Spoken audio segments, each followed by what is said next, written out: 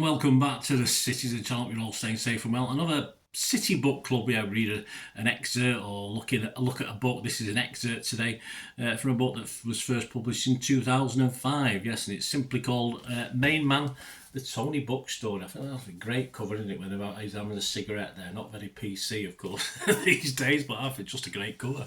Just a great smart in his shirt and tie and suit shirt and tie, or jacket at least. So M.E.N, the Tony Bookstore. And we're going to pick it up actually. We're going to pick it up in a chapter named M.E.N. I think it's called M.E.N. Let me just have a look.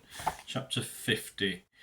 Yeah, the Pilgrims and a Case of the Summertime Blues. This is chapter 4, and obviously it's just talks about his sort of end of his time at Plymouth and the sort of dawn of his move to City. So we'll have a look at a little excerpt and have a look at this. Hope you enjoy it. During my first year in Devon, Sylvia gave birth, that's his wife of course, to our first child, a little girl who we named Tracy. It was perfect timing in many ways because now I was immersed in the professional footballer's way of life. I was spending less and less time at home. My wife never complained about my absence because she knew that I was fulfilling my dream, and as ever she just let me get on with it and things, thankfully. Her mother Beatrice stayed with us for a while to help out. Our daughter would mean that Sylvia, who wasn't working for the first time in her life since our move south, wouldn't feel lonely. While I was on long trips to Middlesbrough, Sunderland, she wouldn't have time, I'm afraid. I wasn't present at the birth. I'm far too squeamish for things like that, and I wouldn't have been comfortable with the whole birth procedure. I went along when it was all over, having waited at home until I was given the all clear. I can feel the disapproval of 1,000 women even now. Yeah, quite a few men as well. I was still pinching myself that the past 12 months had been real. I had no idea how long it all lasts. The thought drove me on even harder, and I trained and played like a man possessed in the knowledge that the clock was ticking and time was against me. If Plymouth Argyle was to be the pinnacle of my career, I was certainly going to give it my best shot and make an impression while I had a chance. I kept hearing the officials at Bath saying it probably wouldn't be long before I was back playing for them because of my age, and again it spurred me on to think of myself more as a player in the early 20s than a player approaching his 31st birthday. It was all new to me, and perhaps this was to be the key of my longevity as a player.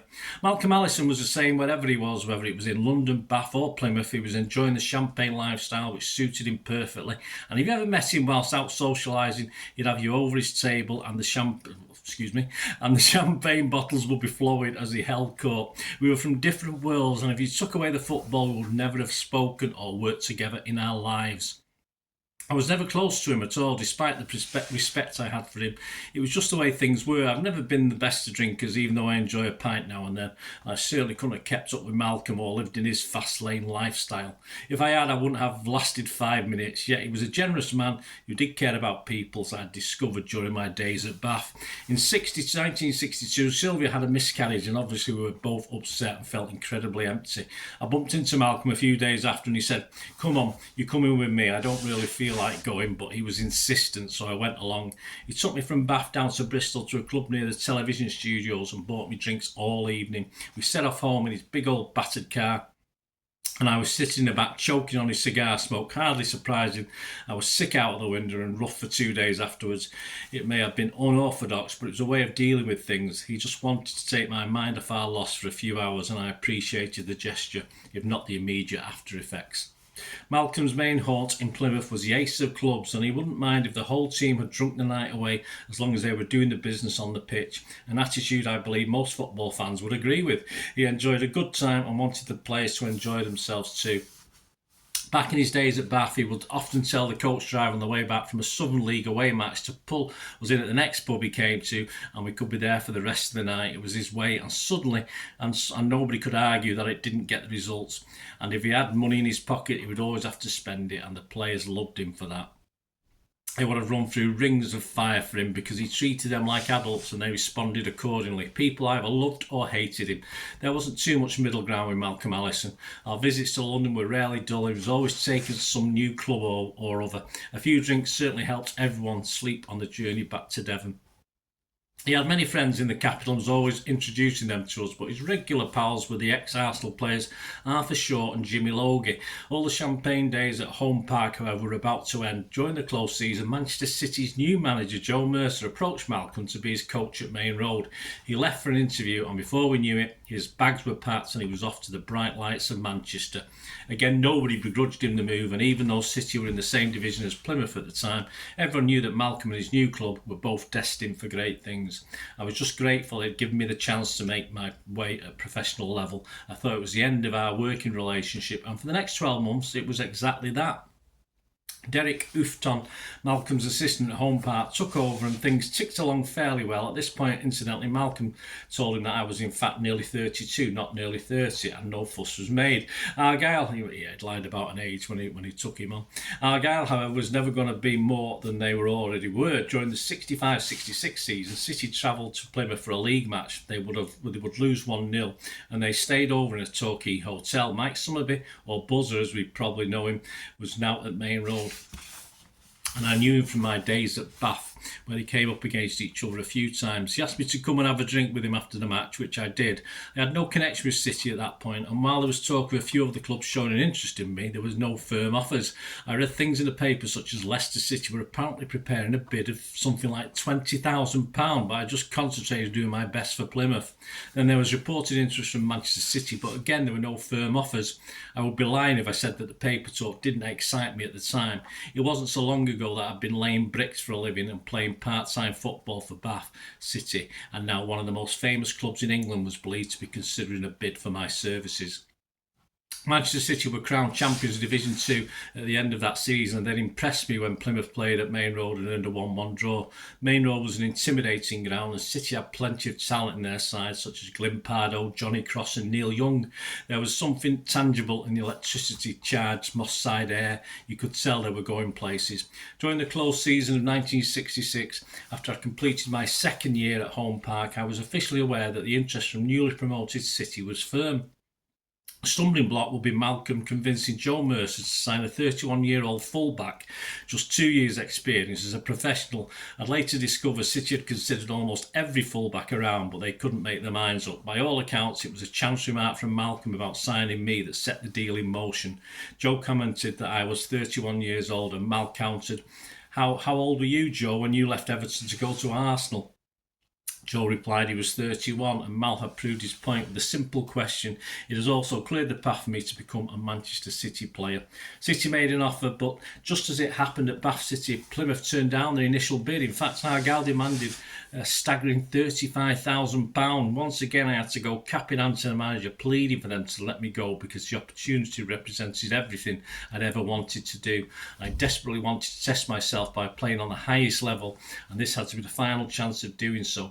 Eventually, they accepted a bid of £17,500, exactly half the original asking price, and I was at last on my way to Maine Road. If somebody had said to me whilst I was playing the Southern League for Bath that I could have one good season with City, I would have been more than happy with my lot. But even in my wildest dreams, I couldn't imagine what was in store for me with the Blues. Summer 1966 was the first time I met Joe Mercer to discuss my move to City. He'd invited me to England's World Cup match against Argentina, and after linking up with him in London, he headed for the Underground. There was another bloke coming along with us who we met on the tube, but I had no idea who he was. Joe introduced me to the man, Frank Clough, who in turn was one of our leading football reporters at the time. Joe didn't want Frank to know I was about to join City, and as he obviously didn't know me at the time anyway, Joe said, "This is my friend John Smith from Plymouth," and I was just going along to the game with them. A few weeks later, after I put pen to paper on the deal, Frank came up and said, "How I didn't cop on to that deal, I'll never know." I watched the England game with Joe and I had a chat with him later, and everything was agreed. He told me there was no money in the well, and that despite what people might have thought at the time, considering I was leaving Plymouth for Manchester City, he'd only be able to up my money from £35 to £40 a week. I told Joe that would be fine. I'd come this far, I wasn't about to let a few quid get in the way of things. Joe wasn't a well man at the time, but he was a lovely bloke. I desperately wanted to play for him. He and Malcolm took me to another World Cup match, this time at Everton. I signed shortly afterwards. Joe told me that they'd given me a 1-year contract with a 1-year option. I asked him what the option, and he said, if you don't do the business, you'll be back down to the West Country at the end of the season. So I knew I had to go out and play and show everyone what I could do and be about. That's how it was back then. I was now a City player, and as I watched the World Cup final a few weeks later, it really hit home that I'd finally cracked it. England had beaten West Germany at Wembley, and the lads they were now wearing World Cup winners' medals would be the same ones I'd be up against week in, week out in the colours of Manchester City. It was an amazing summer for me, and one I will never forget. Well, there you go. I mean, the next chapter's titled City Life and the Cray Twins. So there you go. Great book, readily available on the internet. Of course, the wonderful, still with us, thankfully, as I'm recording this in December 2024. Great blog. I have shook his hand once. That's about it. That's about my level of knowing Tony. But great book, great stories as you'd expect from that time. Hope you enjoyed that, guys. Anyway, yeah, thanks for listening. I try and do everything City, past, present, and even new stuff and old stuff. So if you can join me, if you've not already done so, if you want to press that subscribe button, that'd be wonderful. Press the bell notification. All these vlogs are coming out, and you do look through the channel as well as all the City stuff. I do enjoy film and TV as well, so you'll see reviews and stuff on there, information, vlogs, etc. on film and TV. So if that's any interest, have a look at that. Or if you know somebody who might be, give them a kick in my direction. I'd always be very, very grateful. And please, if you want to try and support the channel, I'm all after it might just be a bit of your time. I'm always after people to help us out. Please stay tuned for more information of how you can do that. I hope you enjoyed the feature, and yeah, if you can support me through the subscription, if you can subscribe, guys, that'd be wonderful if you've not already done so. We do actually have memberships at the moment, just 99p a month, so you get access to all my City stuff, including all the history vlogs, dozens and dozens not been published yet that you get immediate access to, and every time I do a edit and do a vlog, you get immediate access to it as well. So you can have a copy of scripts as well if you want any hard copy of the sort of things I do on matches and teams and managers and players, etc, etc. So if you can join the membership, that'd be wonderful. We do have sponsors at the moment. P6505 are our current sponsor. They have a little eBay shop, so if you check in the comments section, there's a link there to the shop. They sell movie posters from the 90s and 2000s. They sell DVDs, some classic Hollywood movies, some classic foreign language ones. And if you do see anything you fancy on there, if you do place an order, just mention me, just say Bernard sent you, and you automatically get 10% reduction in the cost of your order. So fill your boots, guys, and my thanks to P6505. And yeah, if you want to support the channel just by watching the ads, that helps. Watch the ads, let them play through while you just have to check your phone or something, let it play out. And of course, if you follow any of the links, that always works as well. You follow a link to one of the ads and you fancy something. I've done it myself. I've followed a link and actually purchase something from another organisation, but it can happen. It can happen. Not all ads are stuff you're not interested in. And of course, if you can give us a like, guys, that would be absolutely fantastic. All likes are much appreciated. Anyway, thanks for watching. Until the next time, of course, I only ever ask one thing, don't I? Please, I ask you all to stay safe, especially you Blues. Until the next time, come on, City. Bye for now.